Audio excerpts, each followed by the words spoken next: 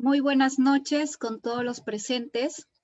El día de hoy tiene a bien presentar el Colegio de Arquitectos del Perú Regional Tacna este live webinar denominado El incumplimiento normativo en la inversión pública y las responsabilidades en el marco del control gubernamental. Esta noche tiene a bien acompañarnos el ingeniero José Luis Vargas Pomacosi, especialista en Sistema Nacional de Control, Contrataciones con el Estado, Invierte PE y Sistemas Administrativos del Estado. Damos la bienvenida al ingeniero, un profesional, que hoy va a compartir con nosotros su experiencia. Asimismo, les indicamos que se está transmitiendo en vivo bajo el Facebook Live para que puedan ustedes también ser parte de este evento. Muchas gracias, ingeniero. Le doy el pase para que pueda iniciar. Gracias. Bien, buenas noches. Bueno, esta noche me toca compartir con ustedes una visión general y en síntesis del incumplimiento normativo en la inversión pública, ¿no? Y esto contextualizado en el marco del control gubernamental y dentro de ello vamos a proceder a hacer un breve análisis respecto a la identificación de las responsabilidades justamente en el marco de del Sistema Nacional de Control, ¿no? De lo que viene a ser el control gubernamental. Bien, sin más preámbulo, solamente para poder hacer un contexto, contextualizar la relevancia del tema que me toca desarrollar. Como un primer dato, tenemos que en el año 2018, según la fuente del OCE, tenemos que a nivel nacional hubo un monto adjudicado de 39.798 millones para contratación de obras públicas, ¿no? Lo cual nos llama a la reflexión de que hay un monto sustancial que es ejecutado, ¿no? Si bien es cierto, el año pasado hubo un periodo en el cual hubo una paralización con motivo de la pandemia, pero así también sabemos de que esta situación ha sido reactivada, ¿no? Esto solamente para traer a colación un contexto de la magnitud de las inversiones públicas que tenemos a nivel nacional. Ahora, dentro de este gran monto de 39.000 millones, también se tiene una data respecto a cuánto es el porcentaje correspondiente a las obras. Y de este porcentaje tenemos que el 61% en el año 2018 correspondían a obras. Y así, en segundo lugar, tenemos que la contratación de servicios que está casi similar, ¿no? Casi un monto equivalente, muy próximo, de 14.000 millones. ¿No? De lo cual nos podemos ver que los grandes rubros que son con motivo de inversión pública están contenidos en los rubros de bienes, servicios y obras, ¿no? Ahora, en cuanto a la distribución a nivel de los gobiernos, ¿no? A nivel de ejecución, tenemos que el gobierno nacional es quien mayor cantidad de gasto tiene para ese año 2018, ¿no? Seguido del gobierno local con 10.000 millones y en tercer lugar con el gobierno regional, ¿no? Entonces, de aquí vemos que los tres grandes estamentos de ejecución de presupuesto por parte del Ejecutivo se encuentran focalizados en el gobierno nacional, local y regional. Seguido en cuarta instancia por el FONAF. Ahora, si bien es cierto, ya tenemos un primer dato, ¿no? Que en cuanto a la cuantía de la ejecución del gasto para las inversiones públicas se centraliza en las obras, así como en bienes y servicios. También debemos tener en cuenta de que esta ejecución de los gastos involucra no solamente el dominio del Sistema Nacional de Inversión Pública, ¿no? Sino que a su vez también que involucra la activación de otros sistemas administrativos del Estado, como por ejemplo las normas presupuestales, las normas de contrataciones, justamente para hacer el procedimiento de selección y la ejecución contractual, también las normas de procedimientos administrativos, así como también las normas de ejercicio de la profesión de la ingeniería. Y todas estas normas, ¿no? Que son necesarias justamente para poder ejecutar el gasto de estas obras, es que tenemos que tener en cuenta qué es lo que regula cada una de estas, ¿no? Y tener en cuenta justamente en las decisiones de la ejecución contractual, en qué medida estas disposiciones normativas establecidas van a ser objeto o no de alguna responsabilidad. Es decir, en buena cuenta, para poder tener una adecuada ejecución contractual de una inversión pública, no solamente basta saber el Sistema Nacional de Abastecimiento, ¿no? Dentro de ellas la Ley de Contrataciones, sino que además también es necesario tener en cuenta todas las otras normativas que se regulan en cada sistema administrativo. En ese contexto, ¿no? de saber que efectivamente hay una cuantía sustancial donde se ejecutan las obras, los bienes y servicios a través de los cuales se concreta la inversión pública, y que a su vez estas inversiones públicas demandan la participación de los diferentes sistemas administrativos, es que la CGR también tiene un papel relevante, una participación. Y surge la primera pregunta, ¿no? ¿Qué hace entonces la CGR en todo este contexto? Pues tenemos que remontarnos al artículo 82 de la Constitución, en donde indica que la Contraloría General de la República supervisa la legalidad de la ejecución del presupuesto del Estado, de las operaciones de la deuda pública y de los actos de las instituciones sujetas a control. Y dentro de este articulado, principalmente debemos observar y tener bastante presente que la CGR supervisa la legalidad de los actos, ¿no? Principalmente eso, ¿no? Y eso es justamente la materia del desarrollo de este tema. Legalidad debe entenderse en el sentido de que la CGR va a realizar una serie de labores, como lo vamos a ver en unos momentos más, observando la legalidad, ¿no?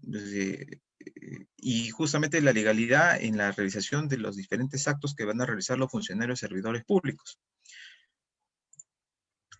¿Ya? Y bueno, seguidamente tenemos que el Sistema Nacional de Control y la Contraloría General de la República, a través del artículo 2, nos indica que estos servicios, estas labores que realiza el Sistema Nacional de Control deben ser apropiados, oportunos, efectivos en cuanto al control gubernamental, a fin de prevenir y verificar la correcta, eficiente y transparente uso de los recursos públicos.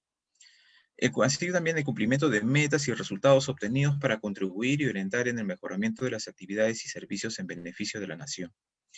Con esto, ¿qué queremos decir? ¿No? Que justamente la observancia de la legalidad en el desarrollo de las labores de los diferentes estamentos del Sistema Nacional de Control, adicionalmente a la legalidad, tiene un trasfondo. Y justamente el trasfondo de esta observancia de la legalidad es que esa inversión pública o ese gasto que se realiza a través de una inversión pública sea en beneficio de la nación, buscando la satisfacción de las necesidades de la población. Tal es así que el Sistema Nacional de Control tiene 4 roles, ¿no? El rol fiscalizador, el rol orientador, el rol preventivo y el rol rector. El rol rector se desempeña a través de la emisión de normativas que van a regular los diferentes servicios de control, que van a realizar los diferentes estamentos que son parte del Sistema Nacional de Control. Ahora, el rol fiscalizador se realiza justamente a través de los servicios de control, así como también el rol orientador y el rol preventivo. Dentro de las atribuciones que tiene la Contraloría General de la República, que es materia justamente de esta temática que estamos desarrollando, es ejercer el control gubernamental, así como también identificar las responsabilidades administrativas, civiles y penales, ¿no? Entre otras atribuciones que tiene, ¿no? Las que podemos ver en la diapositiva. Y nos vamos a focalizar en estas dos, ¿no? Ejercer el control gubernamental e identificar responsabilidades administrativas, civiles y penales. Entonces, este es el marco, finalmente, en el cual el auditor, ¿no? Que es integrante del Sistema Nacional de Control, a través de sus diferentes estamentos, realiza una labor, ¿no? Una labor que justamente es en pro de esta atribución, que es ejercer el control gubernamental. Y dentro de este ejercicio de control gubernamental, hay hay una clasificación dentro de las cuales tenemos diferentes tipos de servicios. Dentro de uno de estos tipos de servicios es que se van a identificar las responsabilidades administrativas, civiles y penales. Tal es así que la Ley Orgánica del Sistema Nacional de Control, ¿no? Establece a través de sus artículos 6, 7 y 8 que el control gubernamental se realiza a través de dos grandes divisiones, ¿no? Una de ellas es el control interno, que va a ser previo, simultáneo y posterior. así como también el control externo, que también es previo, simultáneo y posterior. La diferencia entre una y la otra básicamente recae en quién lo va a realizar. El control interno lo realiza principalmente la entidad a través de sus funcionarios y servidores públicos. Y la Contraloría y sus estamentos, llámese el OSI, la SOA, entre otros, que realiza el control externo. Y acá les muestro justamente la organización, cómo se encuentra organizada el Sistema Nacional de Control. A la cabeza se encuentra la Contraloría General de la República, cuya sede se encuentra en la ciudad de Lima, la sede principal, y a nivel nacional en diferentes regiones se encuentran las gerencias regionales de control. Así también, y ya es parte también de la estructura,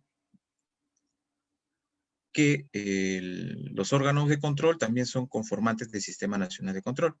Así también las sociedades de auditoría.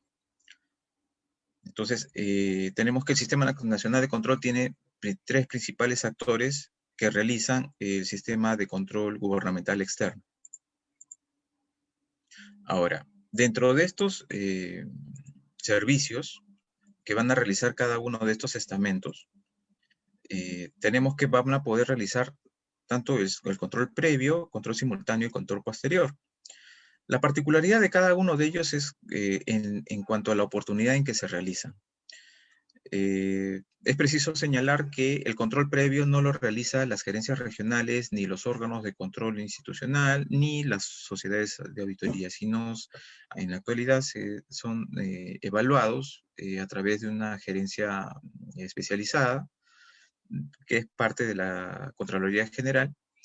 Y estos servicios de control previo están básicamente enfocados a las autorizaciones de aprobación de adicionales y mayores gastos de obra y de supervisión, así también como los créditos de interés nacional, opinar sobre contrataciones de carácter secreto militar, que como le dije lo realiza la Contraloría General de la República.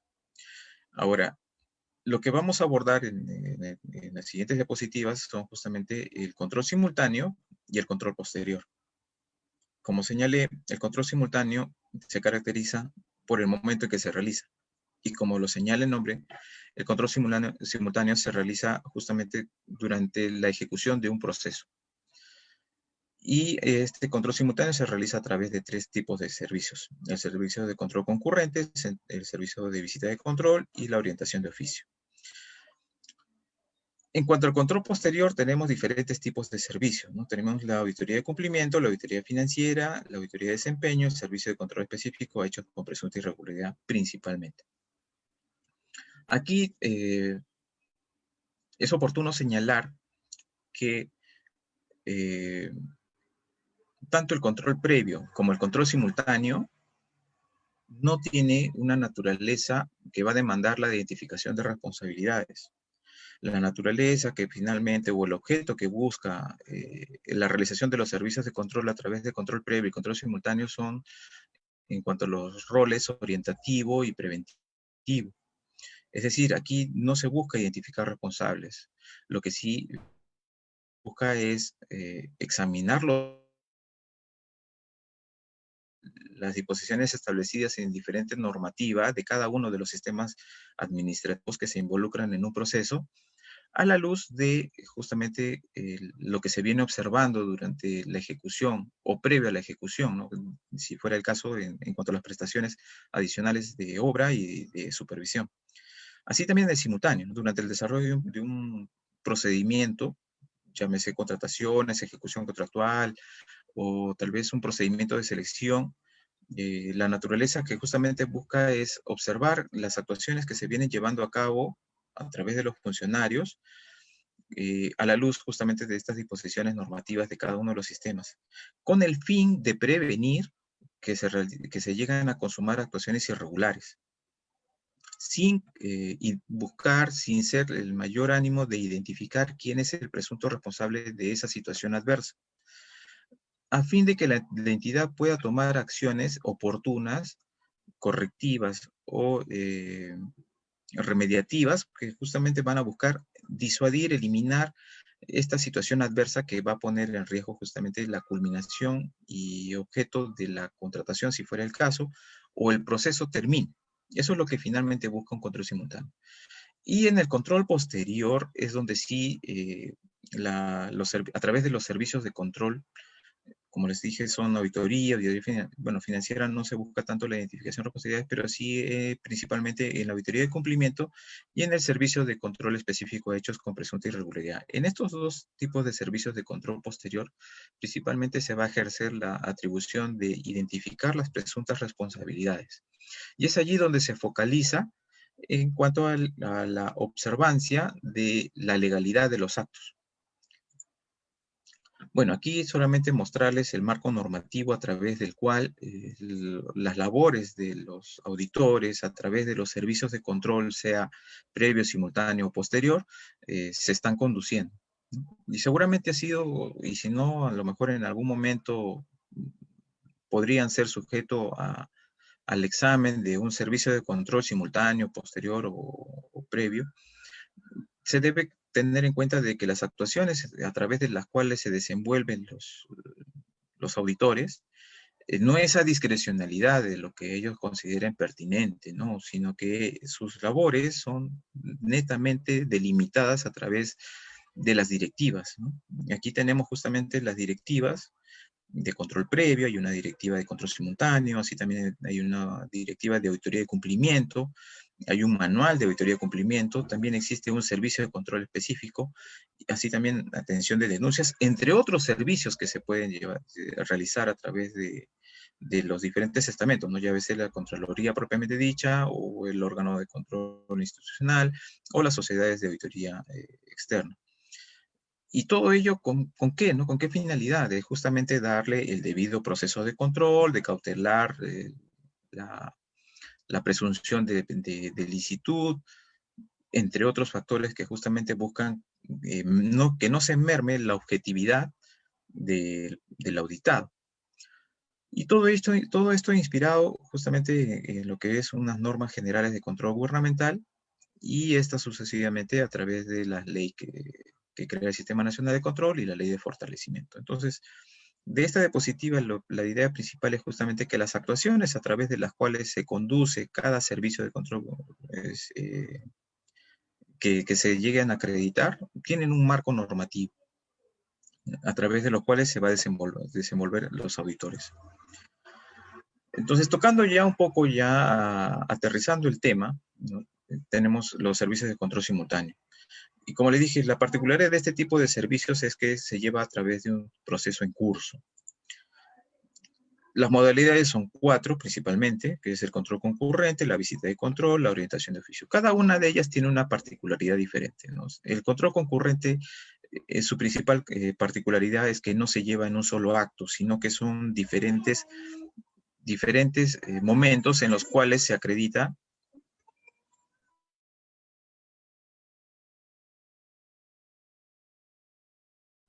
Perdón. Entonces, lo que indicaba era que el sistema, la modalidad de control simultáneo, de control concurrente, se caracteriza porque son diferentes momentos a lo largo de un proceso. Por ejemplo, en una obra puede ser que se efectúen diferentes hitos de control, es decir, una misma comisión va a tener diferentes participaciones a lo largo del tiempo durante el desarrollo de la propia obra. En cada una de esas oportunidades que se va a desarrollar un hito, la Comisión de Control emite un informe de hito de control donde se revela situaciones adversas. La visita de control tiene su principal característica que se realiza por una única vez y se acredita una comisión durante un plazo determinado y al término de este plazo se emite un informe donde también se revela situaciones adversas que van a poner en riesgo la culminación o satisfacción de un proceso. La diferencia radica en la cantidad de veces que se va a realizar una visita y una intervención. Así también a qué tipo de procesos van a acreditarse. Por ejemplo, el control concurrente principalmente está orientado a lo que son ejecución de obras. A diferencia de una visita de control donde solamente se va a realizar principalmente a las recepciones de bienes, a la entrega de bienes o prestación de servicios puntuales, donde ya es una realización única, ¿no? No hay mayor intervención que la realización única. Y la tercera modalidad es una orientación de oficio. Para realizar una orientación de oficio no se necesita tener una comisión acreditada, justamente por su propia denominación de oficio, ¿no? Entonces, el órgano de control institucional o la Contraloría General de la República a través de sus gerencias regionales, al tomar conocimiento de algunas situaciones, puede emitir orientaciones de oficio y justamente alertando a la entidad que se está inobservando alguna normativa, ¿no? Para que la observe y pueda corregir esa situación que podría concretarse en una irregularidad observable. En cuanto a los plazos, aquí solamente presentarles y destacar de esto que estos tipos de servicios de control simultáneo son bastante reducidos en su cantidad de días. Podemos ver, por ejemplo, que en la actualidad se está regulando a través de la resolución de Contraloría 144 de 2020 del año pasado, donde los plazos son bastante cortos, ¿no? Por ejemplo, el control concurrente en su ejecución son 5 días hábiles, eso es una semana, ¿no? La planificación son 2 días, la elaboración del informe son 3 días, ahí nomás son como 10 días, que son aproximadamente 2 semanas, ¿no? Entonces, de allí a lo mejor los que han tenido la oportunidad de poder interactuar con una comisión de control concurrente, se han podido dar cuenta que los requerimientos de información son de plazos bastante cortos, ¿no? Y la razón justamente de esos plazos cortos en los cuales son requeridos dicha información es justamente en motivo a que las actuaciones, como señalé, están reguladas, ¿no? No es porque el auditor, la comisión, considera de que pues, los funcionarios, servidores tienen bastante tiempo para atender o tienen bastante disposición para poder atender, ¿no? Sino que sus actuaciones están reguladas, ¿no? Y siendo que están reguladas, pues tienen que circunscribirse a estos plazos que se les da. A diferencia del año 2019, ¿no? Donde los plazos eran diferentes, ¿no? Si se dan cuenta, había una mayor cantidad de días para poder ejecutar los servicios.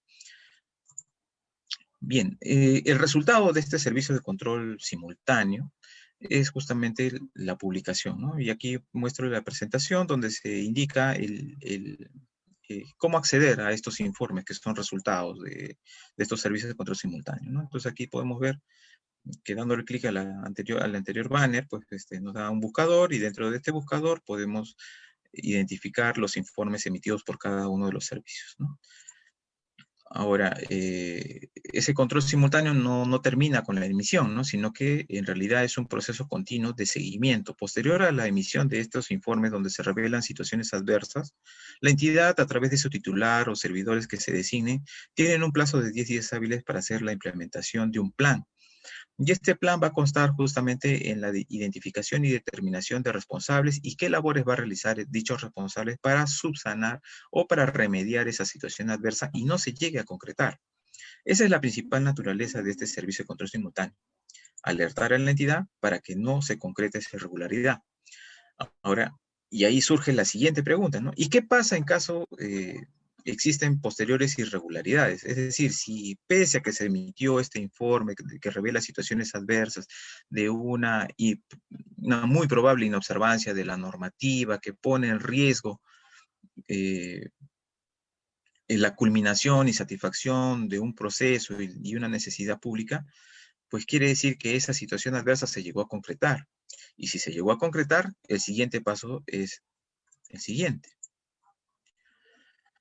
Se van a aplicar 2 directivas, ¿no? Entonces, esa comisión de control va a aplicar, y si no es esa comisión de control, a lo mejor la jefatura de estas comisiones de control, a través, sea el gerente regional o sea tal vez el jefe de OSI, va a tener insumo para poder activar y poder ceñir sus siguientes actuaciones a través de las siguientes 2 directivas. Una de ellas es la directiva número 7 de 2019 del Servicio de Control Específico a hechos con presunta irregularidad, o si no, dependiendo, y ahorita vamos a ver de qué va a depender, la directiva 07-2014 de auditoría de cumplimiento. Son 2 servicios de control posterior. Como les señalé, a través de estos 2 servicios de control, que obviamente tienen que ser acreditados, se van a poder establecer las responsabilidades, ¿no? Entonces aquí tenemos el parámetro. Aquí tenemos el parámetro que nos va a nos permite discernir cuál de las 2 directivas se van a aplicar de ser que no se implementen esas situaciones adversas, ¿no? Porque esa situación adversa ya se habría concretado, es decir, ya habría una irregularidad, y esa irregularidad seguramente va a ser motivo de un servicio de control posterior. Entonces, el delimitante y el monto que se ha definido son 30 millones. Si son menores a 30 millones, ¿no?, el monto del objeto de servicio de control, lo que se va a acreditar es seguramente un servicio de control específico. O tal vez una auditoría financiera o una auditoría de desempeño, ¿no? Aquí es preciso señalar que no vamos a abordar auditoría financiera ni auditoría de desempeño, porque las auditorías financieras principalmente están abordadas por las sociedades de auditoría externa. Así como también las auditorías de desempeño son solamente realizadas por un determinado departamento especializado de la Gerencia Regional de Lima.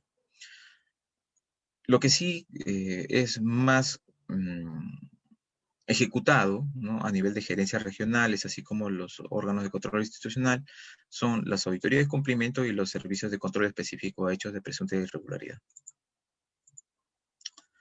Ahora, dentro de ellos vamos a abordar la auditoría de cumplimiento, que a líneas generales también tiene bastantes matices similares a la auditoría de servicio de control específico.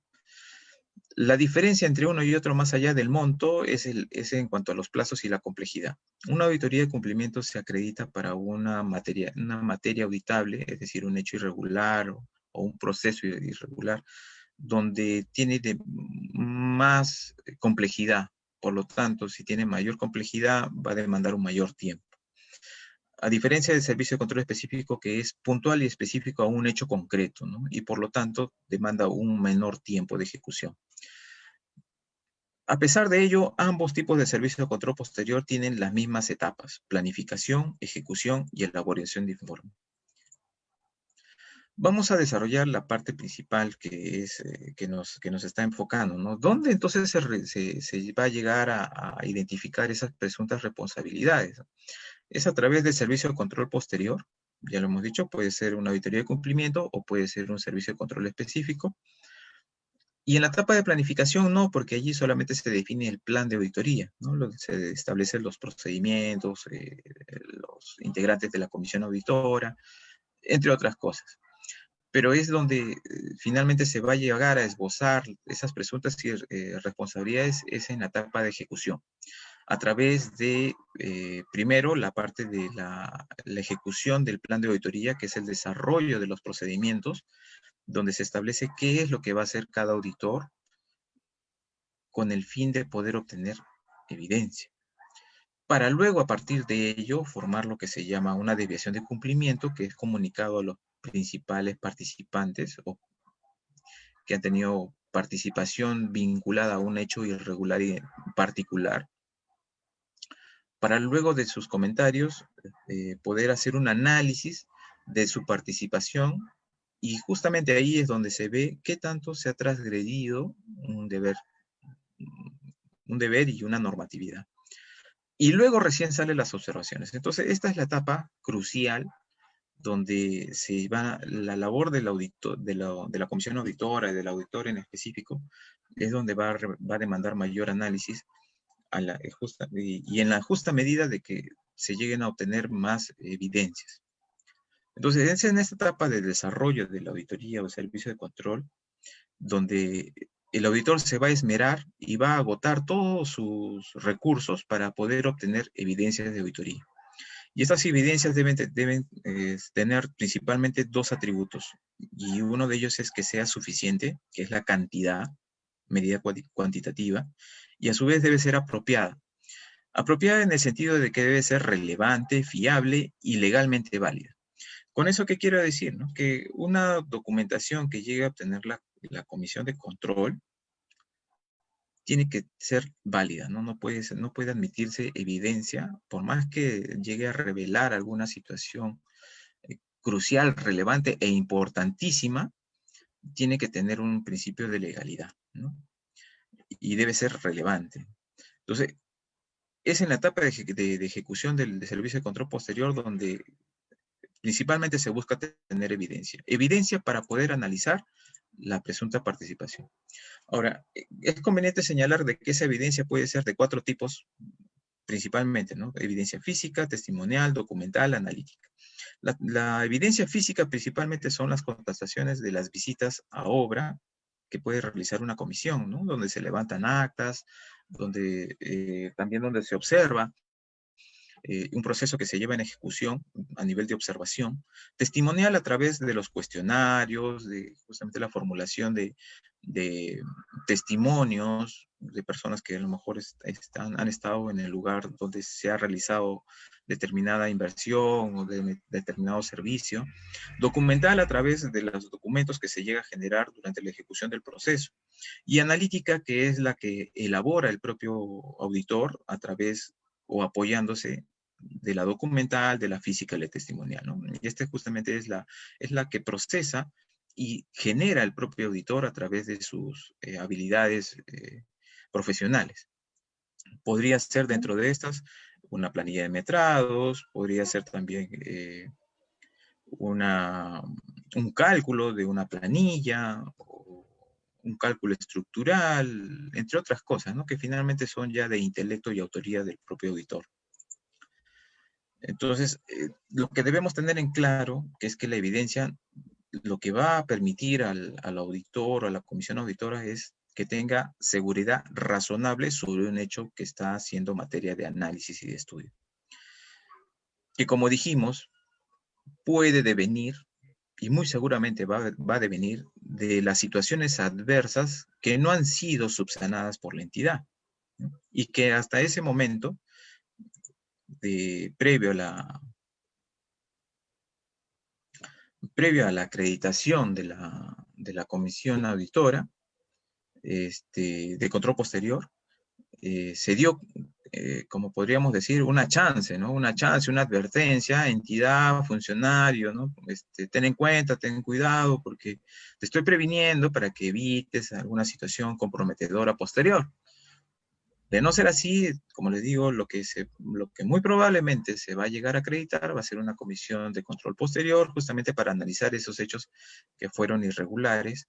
Y vamos a ver un poco más adelante en qué medida eso se va a llegar a identificar una responsabilidad, ¿no? Así también la evidencia nos permite obtener información, documentación que respalden las conclusiones.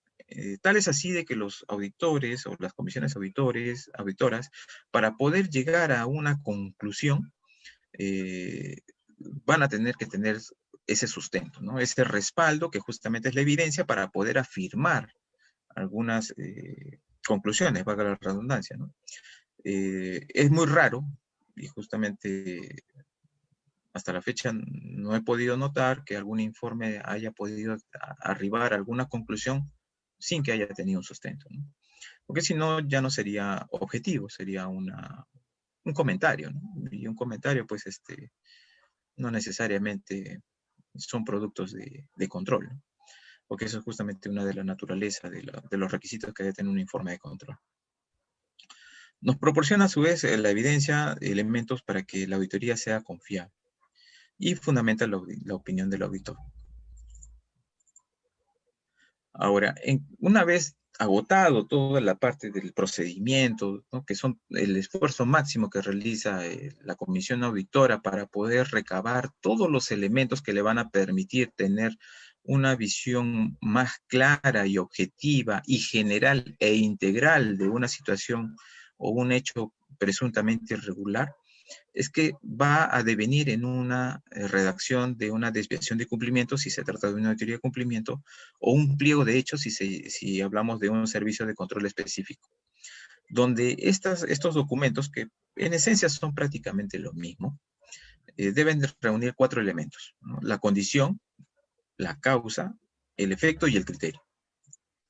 En cuanto a condición, es la narración de cómo sucedieron los hechos, ¿no? Toda la redacción que se va a formalizar, se va a plasmar en este pliego de hechos, debe estar relacionado y vinculado directamente a la situación en análisis presuntamente irregular o irregular.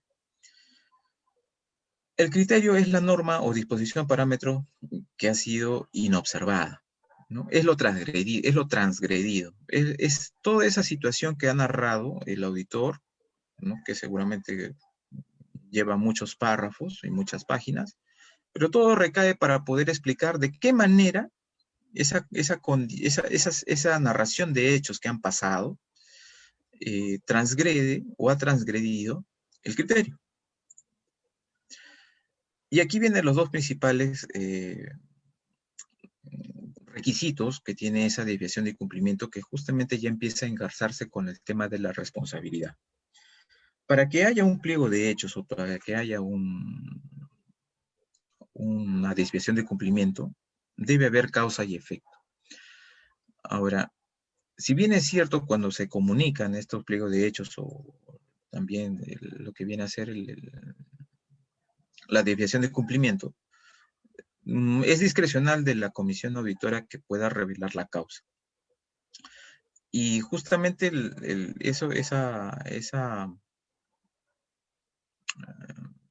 decisión que toma la comisión auditora de revelar o no la causa responde a que justamente pues no se puede lanzar a poder ya establecer e imputar al presunto participante de ese hecho irregular una situación que a lo mejor todavía no se le ha consultado, ¿no? Se le ha puesto de pleno conocimiento cómo es que la comisión está observando los hechos que pasaron, ¿no? Entonces, en esa medida, pues, diferentes comisiones prefieren evitar temporalmente, pues, revelar la causa, ¿no? Y el efecto, ¿no? El efecto es la consecuencia que ha conllevado la transgresión de esa normativa, ¿no? ¿En qué medida esa transgresión normativa ha generado un daño, un perjuicio, o tal vez se ha configurado en un delito, ¿no? Entonces, estas dos principales atributos o condiciones que debe tener esta desviación de cumplimiento son justamente las que empiezan ya a engarzarse y estar directamente relacionadas con la identificación de responsabilidades. Bueno, el siguiente paso, luego de haber establecido esos 4 atributos que debe tener la desviación de cumplimiento o el pliego de hechos, se procede a hacer justamente la comunicación a los principales participantes de ese hecho irregular en análisis. Y ahí se debe cautelar el debido proceso.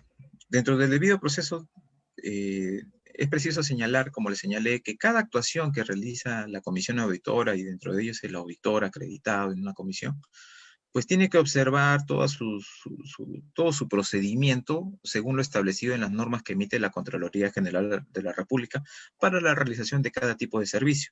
Es decir, no se puede apartar las decisiones que toma esta comisión o este auditor de lo que ya está establecido en estas normativas. ¿Y esto con qué? ¿No? Con el fin de poder asegurar el debido derecho a la defensa. Porque justamente pues es un mandato constitucional pues que toda persona pues se presume inocente hasta que se demuestre lo contrario, ¿no? Que eso, si bien es cierto, es en el juego jurisdiccional, llámese los juicios, pero también en el Sistema Nacional de Control, pues se tiene que cautelar la legalidad, como les vuelvo a señalar, ¿no? Y la legalidad no solamente a través de la observancia de los actos de los servidores funcionarios, sino también a través de los actos y el desenvolvimiento de la comisión auditora y sus integrantes.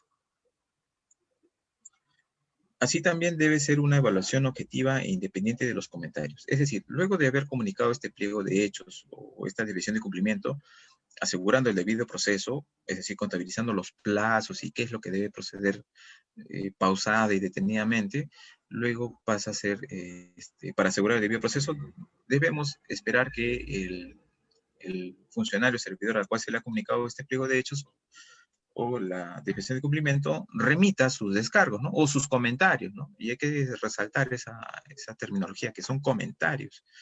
Y son comentarios que a lo mejor pueden aportar a la comisión un elemento que no lo había considerado, ¿no? Por ello es que esos comentarios deben ser acreditados. Luego de ello, y ahí ya entra ya más a tallar, ¿no?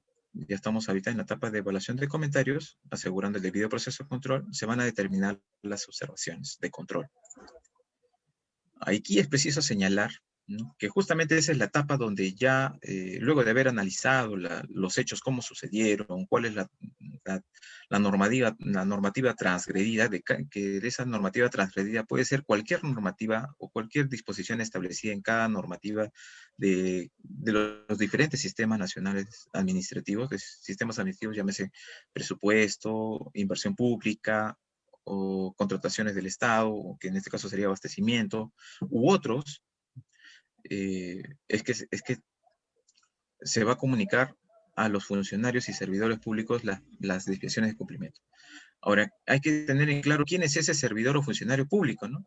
Y según la novena disposición de la ley 27785, que es la ley de la Contraloría del Sistema Nacional de Control, se tiene que servidor o funcionario público es toda persona, ¿ya?, que mantiene una relación de cualquier naturaleza con alguna de las entidades y ejerce funciones. En esto lo que podemos indicar es que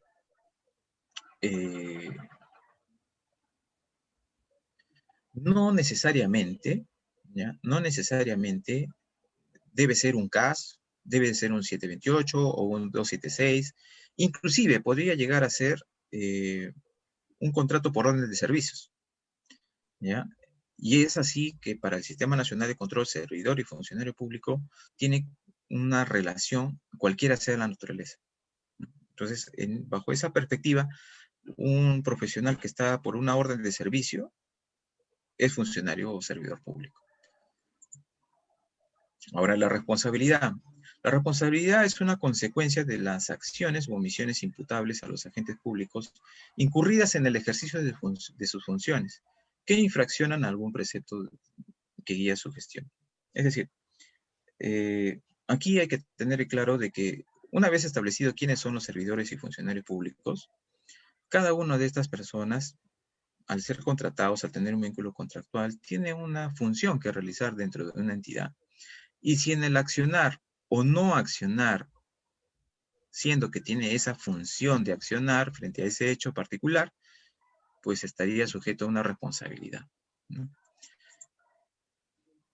Y es allí, con estos dos conceptos, que la Comisión de Control, luego de haber emitido el pliego de hechos o la desviación de cumplimiento, procede a hacer una evaluación justamente de su grado de participación a la luz de sus funciones y la legalidad.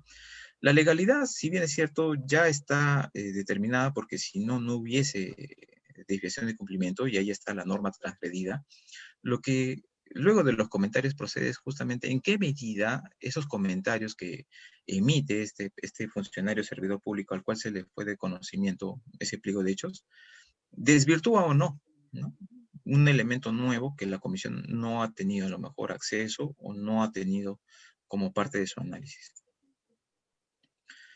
Y ahí tenemos que la labor de la comisión de control pues es más aguda, porque tiene que observar estos cuatro literales, ¿no? La reserva de por sí se tiene asegurada porque esa es parte de la conducta del auditor. La presunción de licitud también, pero donde finalmente llega a recaer el principal ejercicio y análisis es en el deber incumplido y la relación causal. La relación causal se refiere al vínculo que tiene este funcionario cuya función está definida y su accionar, ¿no? ¿En qué medida ese accionar o no accionar a la luz de sus funciones generó o no generó un daño? Y así también el deber incumplido, ¿no? El deber incumplido son justamente sus funciones. Ahora, una vez establecido ese ejercicio, ese análisis, se llegan a esbozar o se podrían llegar a esbozar tres responsabilidades, ¿no? Dentro de esas tres responsabilidades tenemos la responsabilidad administrativa, civil y penal. La responsabilidad administrativa es la contravención del ordenamiento jurídico y normas internas de la entidad, que se encuentre vigente el contrato o exigido el vínculo laboral. Claro, no es necesario para establecer una presunta responsabilidad administrativa que el servidor funcionario público ya no se encuentre trabajando en la entidad. Eso es irrelevante. Lo relevante aquí es que ha habido una contravención del ordenamiento jurídico administrativo, es decir, hay alguna normativa transgredida. Como hemos señalado, si es que hay un pliego de hechos o una desviación de cumplimiento, es de hecho que sí hay una transgresión normativa. Ahora, ¿esa transgresión normativa puede ser de cualquier sistema administrativo? Sí.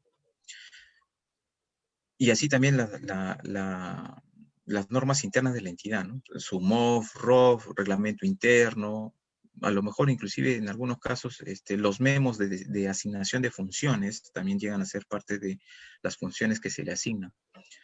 Entonces, y el efecto, en ese caso, y ya estamos vinculando un poco con el otro atributo de los pliegos de hechos, es el efecto, ¿no? El efecto normalmente para poder establecer una responsabilidad administrativa es una afectación al servicio, o también puede ser un efecto que sería un perjuicio económico al Estado.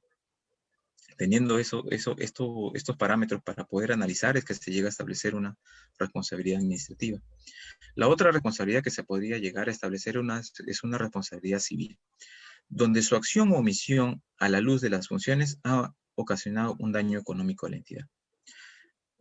Aquí también es preciso tener en cuenta que esta responsabilidad civil, a la luz de la normativa del Sistema Nacional de Control, prescribe a los 10 años de acontecidos los hechos que generan este daño.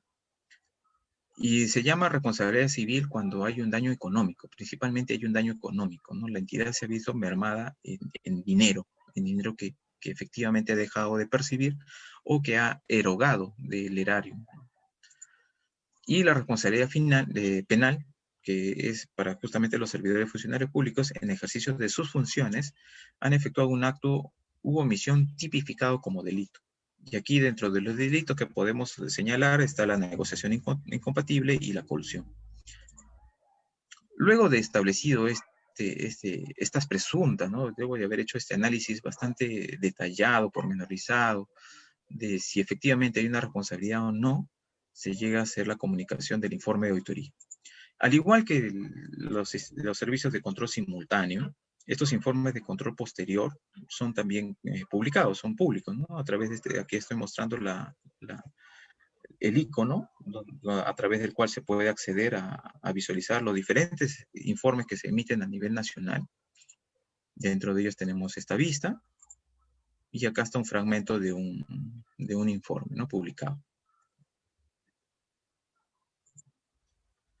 Bueno, esto es a líneas generales y bastante resumido lo que trata el Sistema Nacional de Control y cómo así en este marco de las actuaciones de los servidores funcionarios públicos a la luz de la legalidad. Bueno, dejo abierta para la formulación de preguntas.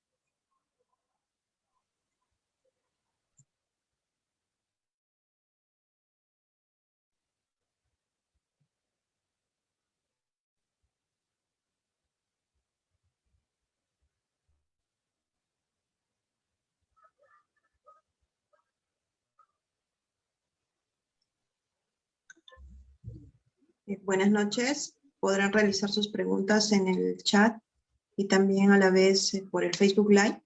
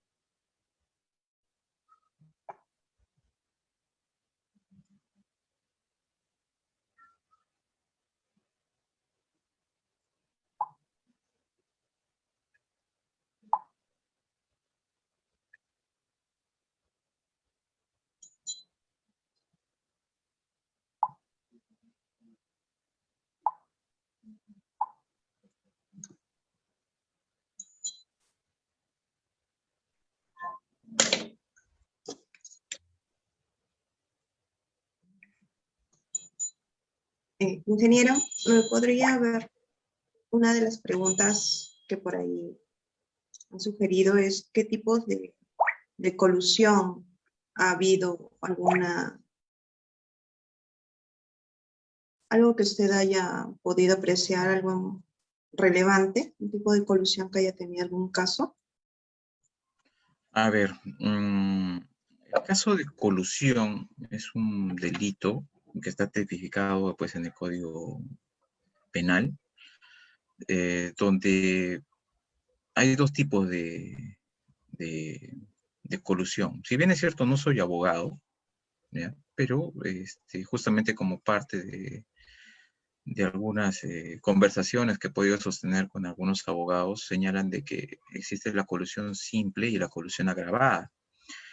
El principal aspecto a poder identificar dentro de este tipo de delito es que hay un pago, ¿no? Entre comillas, ¿no? Entre comillas, hay que siempre hacer la aclaración de que no soy abogado, pero son los casos en los cuales se ha llegado a la Comisión de Control ha podido llegar a evidenciar que justamente hay un pago de por medio, ha podido acreditar que ha habido un beneficio para un funcionario servidor público que en el desarrollo de sus funciones justamente ha beneficiado, ¿no? Se ha beneficiado y es así que se llega a configurar el delito de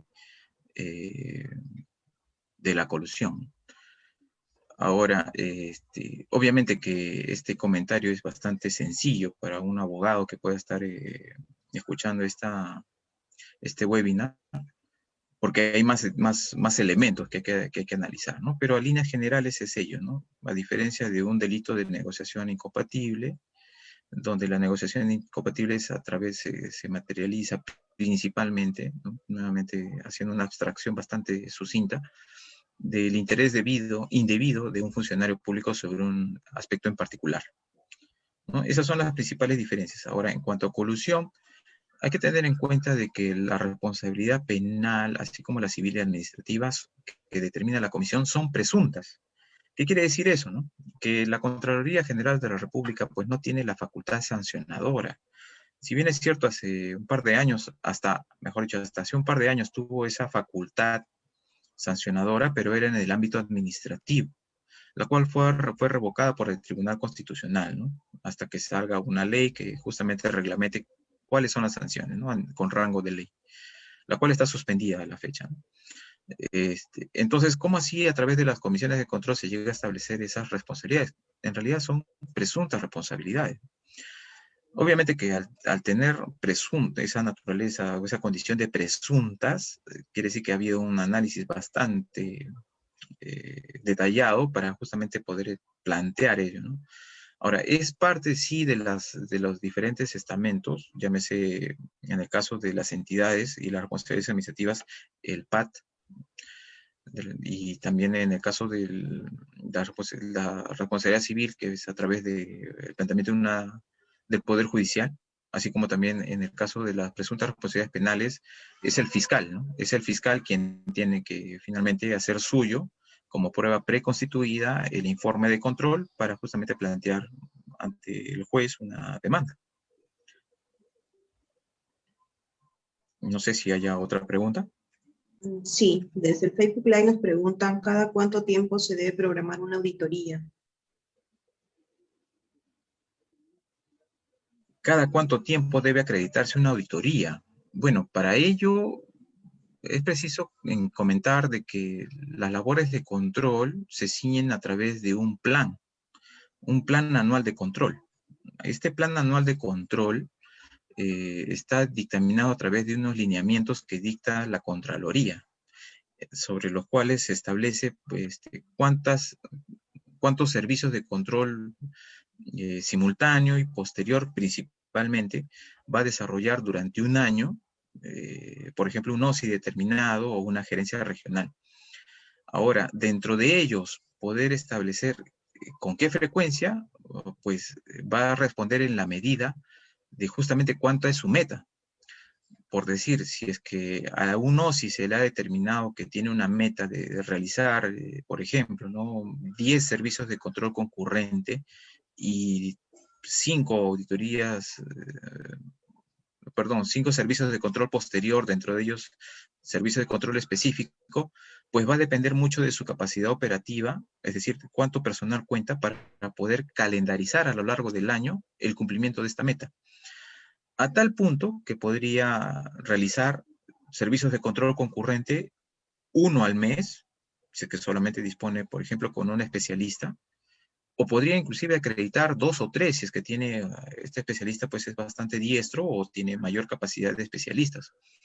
En esa medida, pues, no hay un parámetro fijo de cuánto tiempo debería realizarse un servicio de control específico o una auditoría de cumplimiento o un servicio de control simultáneo. Eso va a depender mucho de la capacidad operativa con un mínimo que va a ser establecida a través del plan anual de control que, como señalo, es mínima, ¿no? Y el órgano de control o la gerencia regional normalmente sobrepasa esas metas establecidas, ¿no? Y llega a ser más, llega a ser sobre metas. Justamente respondiendo a la demanda, ¿no? A la demanda de la participación del Sistema Nacional de Control en diferentes hechos que se ve y se observa que son de relevancia para la localidad y para justamente la satisfacción de las necesidades o que ya son demasiado visibles en cuanto a irregularidades. ¿Habrá otra pregunta?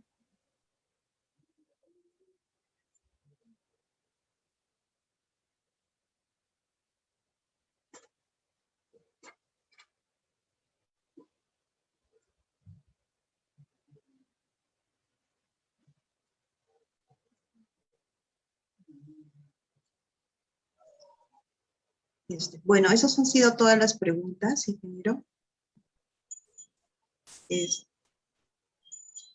A ver, le damos el paso a la arquitecta Ana Martínez.